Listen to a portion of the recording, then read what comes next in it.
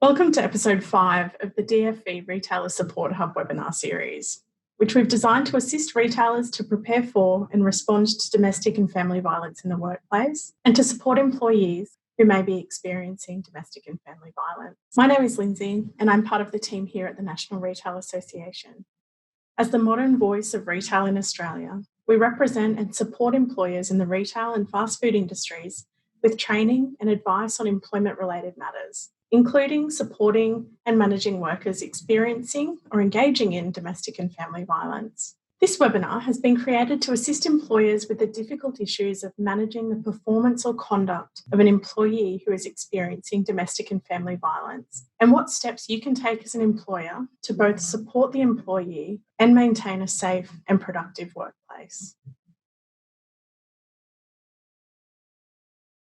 One of the most common manifestations of domestic and family violence in the workplace are issues with an employee's performance. Due to the mental burden of being in an abusive situation, it's likely that a person experiencing violence might be more irritable, distracted, and prevented from arriving to work on time with a productive mindset. There's a reasonable chance that issues with performance may be the initial cause for an employer to meet with an employee to discuss what's happening, whether it be at home or at work, and uncover any issues relating to domestic and family violence. From the outset, it's important to note that employers aren't prevented from addressing and engaging in performance management of an employee who's experiencing domestic and family violence, particularly when we consider that there is a cost to the business. Research commissioned by the National Retail Association indicates that the cost to employers of domestic and family violence was approximately $1,400 per instance in the 2015 and 16 financial year as a result of lost productivity, absenteeism, and staff turnover. However, we have to remember that in managing these performance issues, employers need to consider employees' circumstances and potentially adapt and accommodate how they manage performance issues in the workplace. The first step in any performance management process is to meet with the employee. The purpose of this first meeting is to outline an employer's concerns or the performance issues in question and to re-establish expectations as an employer. Where possible, you should generally provide at least 24 hours notice before holding a meeting to allow the employee to be prepared. The other purpose of the meeting is to provide an employee with the opportunity to address your concern. The reason and causes of performance issues can be diverse and unpredictable. They could include any or all of the following: a lack of awareness of the expected standards in the workplace, unmanaged health problems, including mental health problems, a need for further training and support, personality clashes with another employee, or domestic and family violence. In general, but particularly where there have been other signs of domestic and family violence, you might like to ask open-ended questions as to why the employee believes the performance issues are occurring and whether there's anything going on at home that may be connected to the issues. It's important to remember, though, that if an employee says that there are no personal issues related to their performance issues at work, you shouldn't try to probe or interrogate them on this point, even if you suspect that domestic and family violence may be at play. It's important to respect the employee's privacy and the fact that they might not be ready to disclose something of the nature of family and domestic violence. Where you suspect that family and domestic violence is a factor, but the employee hasn't disclosed this, you can still take steps to support the employee. You should politely note that while you don't assume anything is happening, they should remember that the workplace is supportive of employees who experience domestic and family violence, that if they were experiencing abuse, this would be considered in managing any performance issues at work, and that there is a workplace policy with further guidance on the nature of the support that may be available to any employee who is experiencing domestic and family violence. Importantly, where an employee does disclose that they are experiencing domestic and family violence, you should start by affirming that the matter will be treated in the strictest of confidence and discuss whether there are any further safety measures that are required to be put in place at the workplace, such as directing everyone not to respond to phone calls asking about that employee's whereabouts. We discuss safety considerations in greater detail in an earlier webinar in this series. You may feel obliged to start counselling the employee about the details of the abuse that they're experiencing, but we recommend against this. Domestic and family violence is a really complicated issue, and well-intentioned but ill-informed advice could lead to the employee to take action that might further endanger themselves. Instead, we recommend that the employee reach out to a specialist domestic and family violence service for further guidance before acting. Your workplace policy should provide details of the support services that are available in your area.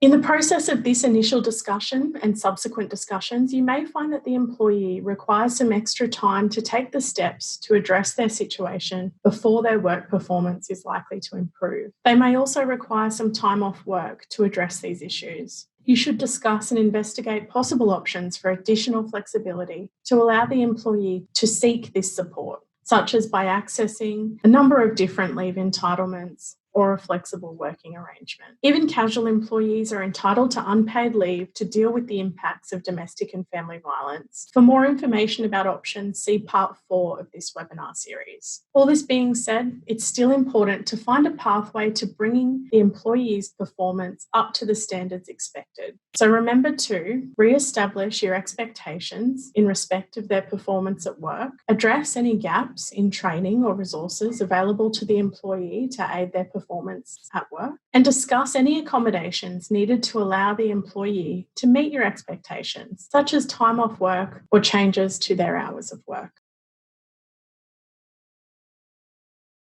After this first meeting, you should continue to monitor the employee's performance and well-being over the following weeks. The initial discussion may be all that's required to see the employee's performance and situation return to normal or even improve. However, the performance issues and the abuse that they are experiencing may continue or further deteriorate. If further issues continue to present themselves, it may be necessary to hold further meetings to discuss these issues again and discuss why the issues have continued. This process may even result in an employer having to place the employee concerned on a formal performance improvement plan with clear deadlines and warnings of potential disciplinary action if performance issues continue. One of the most common performance concerns raised in respect of people experiencing domestic and family violence is high absenteeism. 21% of women who experience physical assault take time off work. On average, these employees take 7.2 days off per incident or incidents of violence. This increases to 8.1 days for women who experience sexual assault and 10.1 days off for stalking. As previously mentioned, where an employee requires time off work to deal with the impacts of domestic and family violence, like moving house, attending medical appointments, or appearing in court, they should be encouraged to access either annual leave, personal or sick leave, or unpaid family and domestic violence leave. In some cases, an employee who is experiencing domestic and family violence may be absent from the workplace without having notified you beforehand. These situations should be managed similarly to the performance concerns relating to absenteeism that we discussed earlier. In the first instance, you should ask the employee to explain the reasons they were absent from the workplace, in particular because the employee may be able to access leave with respect to this absence. This is because certain types of leave, such as personal leave and unpaid family and domestic violence leave, are able to be accessed after the leave has already been taken.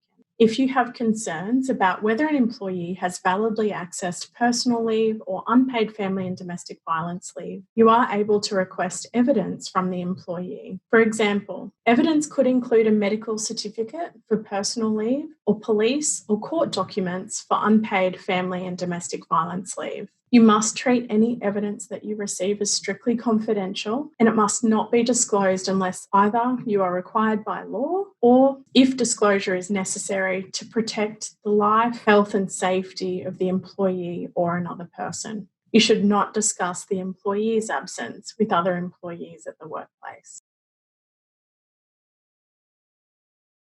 So far in this webinar, you've learned that the effects that domestic and family violence may have on an employee can be varied. They may even result in an employee engaging in behaviour that constitutes misconduct. And it's important to remember that an employer should manage performance concerns and misconduct in different ways.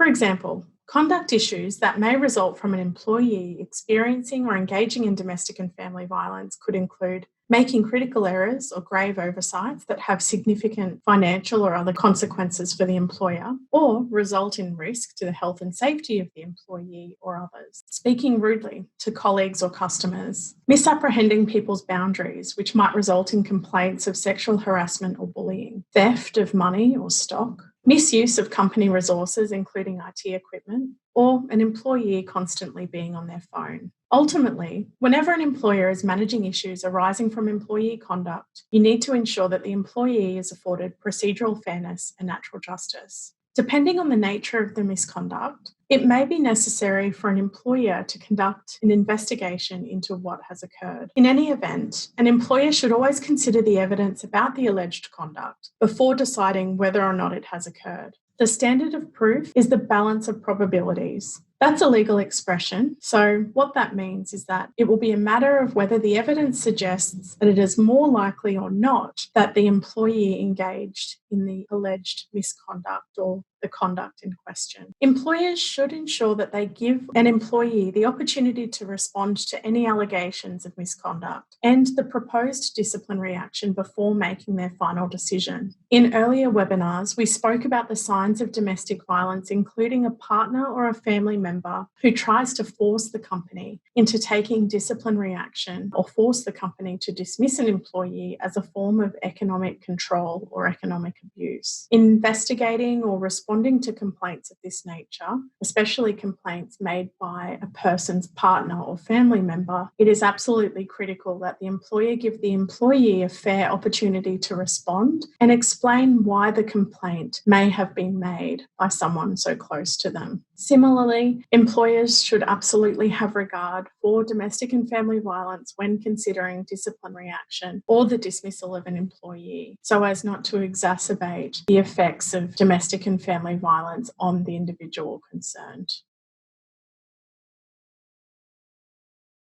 In this webinar, we also wanted to explore some of the recent cases where the Fair Work Commission has considered domestic and family violence. Firstly, we have the 2018 case of Myer and Champions IGA. This case involved a grocery store in Victoria that decided to dismiss an employee who was experiencing domestic violence on the basis that she had received a series of warnings in relation to her conduct and performance without showing any signs of improvement. The employee had been engaged by Champions IGA in various roles since 2007 and had a satisfactory performance record until about 2014 when she commenced a new domestic relationship. The employee provided evidence that the relationship became increasingly abusive and controlling, and by December 2017, it had become toxic and unbearable. This led to the employee obtaining a family violence intervention order from a Victorian court that also extended to the workplace. In early 2018, when the employee did eventually disclose that she was experiencing domestic and family violence, Champions IGA encouraged her to take leave, and the issues associated with her performance and conduct would be addressed upon her return, which the employee agreed to do. The employee stated that she did not provide a full account of her personal situation to her employer before this time because she was embarrassed and ashamed. However, on the employee's return to work, Champions IGA decided to terminate her employment.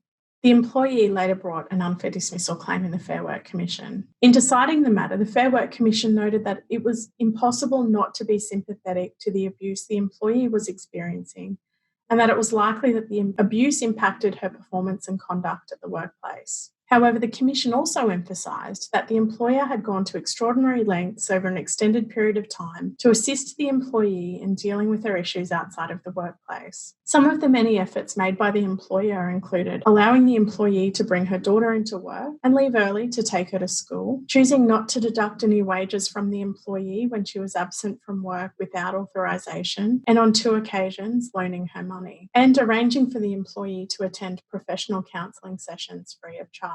Despite all of this, there was no signs of improvement in the employee's absenteeism, which had by now continued over more than a year. While the Commissioner expressed sympathy towards the employee's personal circumstances, they ultimately held that the employee's behaviour was unacceptable and the employer had a valid reason to terminate the employee's employment. Central to this decision was the fact that the employee had shown no signs of improvement and continued to disregard the employer's requests to notify them ahead of time if she was going to be absent from the workplace. More recently, in November 2019, the full bench of the Fair Work Commission heard an appeal from an employee of a childcare centre who was dismissed for saying to a co-worker, "Do you want to go me?" while holding her hands in the air and gesturing to fight. This comment was made in the vicinity of a young child. Critical to this case was the fact that the employee had a history of domestic violence. It was argued that the employee's personal circumstances meant that the termination was still harsh in all of the circumstances, despite the seriousness of the conduct. At first, the history of domestic and family violence was not considered by the Fair Work Commission, at least in the context of whether dismissal was too harsh of a penalty. Because the Commissioner at first instance failed to take this history into account, the first decision was able to be appealed. On appeal, the employee argued that she had recently ended an abusive relationship with her former partner, which resulted in an intervention order being issued for both the employee and her former partner. The employee argued that she had suffered a psychological injury, which affected her ability to respond to confrontation. The full bench was ultimately not persuaded by this submission, finding that there was no evidence to support the fact that the employee had suffered a psychological injury and that the seriousness of the employee's conduct warranted her dismissal from the business. In this case, we see that where an employee is experiencing domestic or family violence, the Fair Work Commission is required to take this into account when determining whether dismissal was an appropriate course of action in the circumstances. These cases act as a reminder for employers that we're dealing with performance and conduct issues with a connection to domestic and family violence. Employers should take the time to consider whether the behaviour is serious enough to warrant disciplinary action or dismissal, and whether any adjustments or accommodations can be made in the workplace to support the employee and ultimately improve their performance or conduct at work. When faced with performance or conduct concerns for an employee who is experiencing domestic and family violence, it's important any impact that this may have is factored into the processes that you follow to address your concerns. You should always consider a range of options available to support your employees, including holding a meeting to discuss your concerns, encouraging them to access paid or unpaid leave entitlements, and where domestic or family violence is being used at work, dealing with this as a form of bullying or misconduct. By taking these steps, you can improve productivity in your workplace and support the staff that keep your business running. If any of these discussions that we've had today have raised questions about your obligations as an employer, please don't hesitate to call the team at the National Retail Association on 1800 445 522. And finally, if you or someone you know may be experiencing domestic and family violence, please seek support by calling the National Sexual Assault, Domestic and Family Violence Counselling Service on 1800-RESPECT or DV Connect on 1800 811 811 for women and 1800 600 636 for men.